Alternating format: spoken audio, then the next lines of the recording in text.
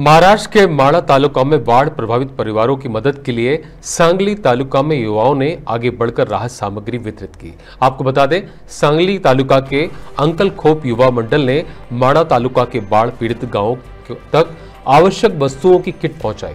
विधायक अभिजीत पाटिल की अपील पर शुरू हुई इस पहल में सांगली और पंढरपुर तालुका के कई गाँवों ने सहयोग दिया। विधायक अभिजीत पाटिल ने राहत सामग्री का वितरण किया और सभी सहयोगियों का आभार जताया।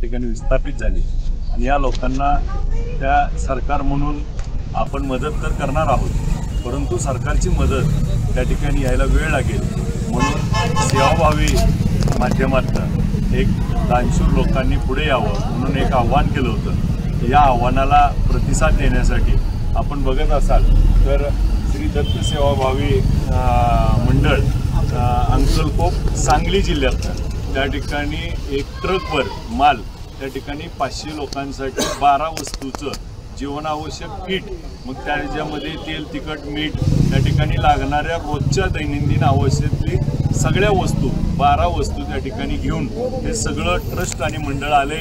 एक ह्या लोकांचं आपलं नातं आज एक आपण सोशल मीडियावरती आव्हान केलं आणि या लोकांमध्ये जागृत भावना झाली। ज्यावेळेस सांगली कोल्हापूरला पूर आला त्यावेळेस अख्ख्या महाराष्ट्रानं त्यांना मदत केली, पण तीच परतफेड करण्यासाठी ही लोक आपल्या माढा तालुक्यातल्या 16 गावांना मदत करण्यासाठी मोठ्या भावनेनं आपल्याला आलेत। त्यांचं विनम्रपणे त्या ठिकाणी आलेली मदत स्वीकारून माझ्या सामान्य लोकांना आपली मदत ही त्या ठिकाणी आवश्यक आहे आणि त्या मदतीच्या जीवावरती त्यांचा मोडून पडलेला संसार पुन्हा एकदा उभा राहण्यासाठी आपला हा हात आम्हाला कायमस्वरूपी आयुष्यभर लक्षात राहील। आपण केलेली मदत यामधनं ही माणुसकीची आणि सामाजिक भावनेची जी आपण एक उदाहरण त्या ठिकाणी आमच्या समोर तयार केलंय। आज सांगली जिल्ह्यातनं आज कोल्हापूरमधनं पण काही मदत आम्हाला दुपारपर्यंत येते। काल काही मंडळांनी 1.5 लाख पाण्याच्या बॉटल दिल्या।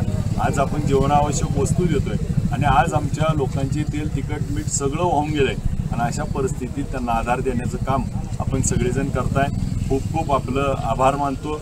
आपल्या सर्व ट्रस्टचं, आपले सर्व अध्यक्ष, त्यांचे सगळे सदस्य, आपण सगळ्यांनी मोठ्या भावनेनं त्या ठिकाणी एका आव्हानावरती एवढा मोठा प्रतिसाद दिला आणि एक ट्रकभर लोकांसाठी त्या ठिकाणी माल आपण घेऊन आला। आपल्या सर्वांचे खूप आभार मानतो। आपण जी आज आम्हाला मदत करताय या माध्यमातून माझ्या मतदारसंघातली हे आज लोक आपल्याला नक्की दुआ आणि आशीर्वाद दिल्याशिवाय राहणार नाहीत। आपल्याला आमच्या दुआ आणि आशीर्वादाने आपल्या सर्वांची साथ आम्हाला अशीच कायमस्वरूपी राहो। आपले सगळ्यांचे आभार व्यक्त करतो। आपल्या सगळ्यांचं त्या ठिकाणी माढ्यामध्ये आपण येऊन स्वतः सगळ्यांना हे मदतीचा हात एक कर्तव्य म्हणून करताय।